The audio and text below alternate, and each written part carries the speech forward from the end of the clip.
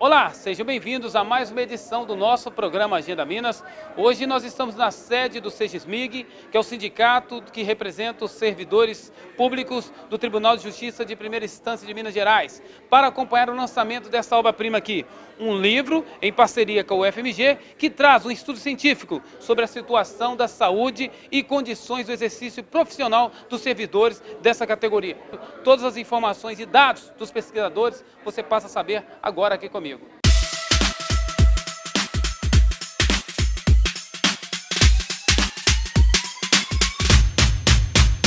É um estudo que focaliza o cotidiano desse grupo tão relevante para o cenário nacional, que é o judiciário.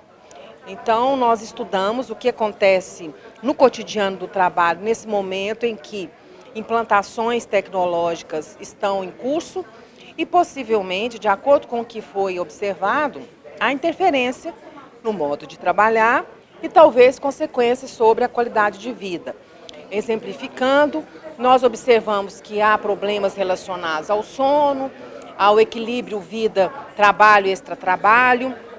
E essas observações indicam a necessidade de intervenções para a melhoria dessa qualidade de vida. Ora, os serviços jurisdicionais são serviços que exigem uma complexidade de raciocínio, de compromisso, de responsabilidade. Trabalhadores desanimados, adoecidos, estarão menos aptos a realizar essas tarefas com o vigor que eles mesmos gostariam de estar apresentando. Então, o nosso estudo aponta pistas para os serviços do judiciário, os serviços de apoio aos servidores, os serviços de recursos humanos, no sentido de valorizar esses profissionais. Sandra, são dados alarmantes que revelam muito a condição de trabalho que o sindicato já vem falando sobre isso. Sim, são dados muito importantes, porque o sindicato normalmente é muito cobrado, demandado para as questões de carreira, para a situação salarial do servidor, mas o sindicato começou a perceber que havia um problema maior, que não só relacionado à carreira, que também estamos com problema na carreira, não só relacionado ao salário, que também temos uma defasagem salarial, uma falta de reposição salarial desde 2017, mas que havia algo que incomodava muito também o trabalhador relacionado à saúde. Só que a gente não sabia que precisava fazer um diagnóstico. E aí nós procuramos um estudo, né, alguém que pudesse nos oferecer esse estudo, esse diagnóstico, e que fosse assim, algo que não pudesse ser depois negado, que fosse algo consistente. E a gente teve aí essa parceria com o UFMG, com uma equipe da UFMG, de renomados profissionais da UFMG. Desde 2015 nós estamos fazendo esse trabalho de apuração de dados, de levantamento, até chegar nesse trabalho consistente que está agora, neste livro, sobre o que vem adoecendo o servidor, sugestões. E a partir daí agora nós temos assim, mais elementos concretos para que a gente possa trabalhar junto aos órgãos competentes, né, situações que possam trazer melhoria e cuidados para a saúde do trabalhador, que não pode ser esquecido, que é algo fundamental para o trabalhador e para a qualidade da prestação de serviços. E falando sobre condições de trabalho, eu li aqui sobre o cenário do dia a dia desse servidor.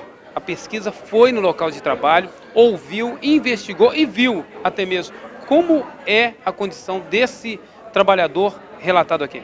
Então, na verdade, assim, existe uma falsa visão, principalmente da sociedade, em relação ao trabalhador, do judiciário em especial, que a impressão é de que trabalha em condições muito favoráveis, né, de trabalho. Mas não é uma realidade. Os fóruns estão sobrecarregados de trabalho, com falta de pessoal, a cobrança de metas, e o servidor acaba se sentindo impotente diante daquela quantidade de serviços que nem ele fazendo a carga horária dos servidores, ele pode dobrar a carga horária dele, que ele não consegue, e ele começa a se sentir impotente, ele começa a ser cobrado. Ele é tratado como uma máquina que se impõe ali uma meta, mas não verifica se é possível cumprir, humanamente possível cumprir aquela meta. Então, o que se viu, e essa pesquisa pôde apurar, é isso, que a realidade, quando você entra dentro dos postos de trabalho judiciário, é muito diferente daquela que se pensa lá fora, que é a real, né, situação desses trabalhadores. São postos, salas sem iluminação adequada, mobília e aí vai. Muitas delas. Você tem salas que não tem, algumas delas não tem janela, então não tem circulação de ar. Você tem outras que os móveis, né, há um risco sempre de machucar, porque os móveis são tão apertado o local de trabalho e sem iluminação, que os servidores vivem trombando, né, e se machucando. Você tem a situação de poeira, de ar-condicionado não feito devida revisão, e às vezes até e aí provocar problemas alérgicos. Tem o problema dos esforços repetitivos, que às vezes o servidor é colocado horas à frente do computador. Então são vários problemas e que, né, a gente vem dizendo, a doutora Ada bem disse hoje, que é a editora-chefe do livro, que é aquela situação que é comum a outros trabalhadores também, que é do trabalho invisível. O trabalho ele é invisível, as pessoas não sabem o que é necessário para se chegar à entrega do trabalho, no nosso caso, da prestação jurisdicional.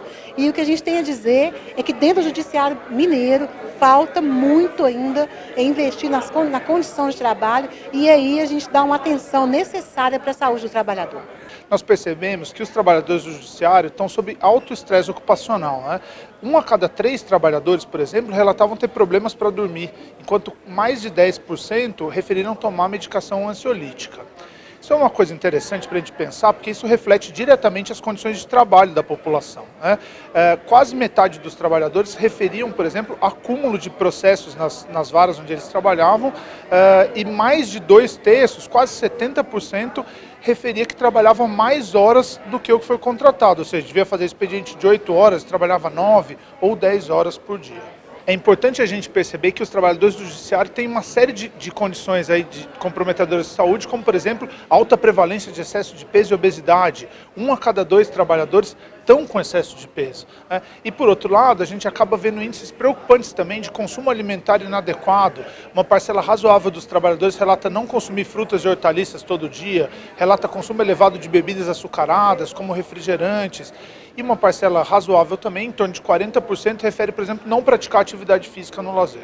Isso tem a ver com a jornada de trabalho, as condições de trabalho? Sim, isso tem diretamente a ver com a condição de trabalho. Quanto mais estressante é o seu ambiente de trabalho, mais desmotivado você sai para a adoção de hábitos de vida saudável. Então a gente tem que começar a pensar nessa questão do trabalho como um agente integrador da adoção dessas práticas saudáveis de vida. O senhor disse também que é uma carreira que não é prematura, mas uma carreira longa. Como faz para melhorar essa situação e também não assustar quem ingressa? A valorização do trabalhador é sempre um momento importante para o serviço. Nós estamos discutindo aqui a respeito de trabalhadores que vão ficar 20, 25, 30 anos por vezes na mesma função. A realidade dos trabalhadores do judiciário possivelmente é a realidade dos trabalhadores do setor público como um todo. Logo, a gente tem que pensar em políticas que valorizem o trabalho desses indivíduos. Olha, eu acho que os gestores têm que olhar com muito carinho para esse material que foi produzido, porque foi um material produzido com muito cuidado, com muito zelo, com rigor científico. Então acho que o tribunal tem que pegar esse material e usá-lo como referência para um processo de transformação e para o processo, inclusive esse processo de amadurecimento do PJE dentro do tribunal.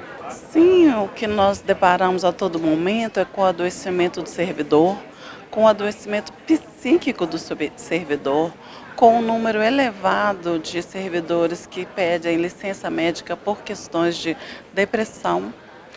Então nós estamos aqui diante de uma pesquisa importantíssima que vai oferecer subsídios para que nós possamos argumentar junto ao tribunal quanto à questão da sobrecarga de trabalho, a questão da pressão, a questão do número de processos que é exigido que transitem dentro das secretarias, pensando sempre num trabalho em série, muitas vezes sendo a necessidade de se estudar, de se trabalhar. Esse projeto não pode ser em série, ele tem que ser artesanal, ele tem que ser cuidado, principalmente pela equipe técnica. Eu acredito que toda pesquisa científica, ela corrobora tudo que a gente defende a partir dos nossos estudos, em rodas de conversas, em atendimentos individuais e coletivos, ouvindo a queixa, que é o sofrimento dessas pessoas. E o sofrimento mental não pode ser mensurado. O sofrimento mental tem um estigma e acaba que a pessoa se sente culpada por ter adoecido, porque não deu conta do serviço, porque as metas estão muito exigentes, porque a nova tecnologia ela não conseguiu aprender. mas essa pesquisa mostra que a organização do trabalho, as condições de ergonomia, os riscos psicossociais e o modelo de gestão são sim fatores de adoecimento. Essa pesquisa do FMG corrobora sim um grande trabalho que nós estamos fazendo aqui no SEJUSMIG, tem mais de 11 anos, e era um sonho nosso, ter uma pesquisa científica em prol do servidor, porque a maioria das pesquisas são feitas pelo CNJ, são a favor, em prol da saúde do juiz. Então o servidor também, que faz parte desse trabalho, dessa organização do trabalho, está se identificado, e a gente tendo noção do que está acontecendo, nós podemos trabalhar com o mais importante, que é a prevenção, que o nosso objetivo é que o trabalho seja cada vez mais saudável e que as pessoas trabalhem sem adoecer. Eu me despeço, fico por aqui e sábado que vem temos mais informação na luta do cotidiano dos trabalhadores. Dessa vez falamos mais uma vez sobre essa incansável jornada do SEJUSMIG, que é esse sindicato tão combativo. Bem, presidente, parabéns por essa noite, por essa iniciativa e vamos prosseguir nessa luta, né? Isso. Saúde é o que interessa. Saúde, o que interessa é só um pontapé inicial e é aqui que começa o nosso trabalho em relação à saúde do trabalhador. Tchau.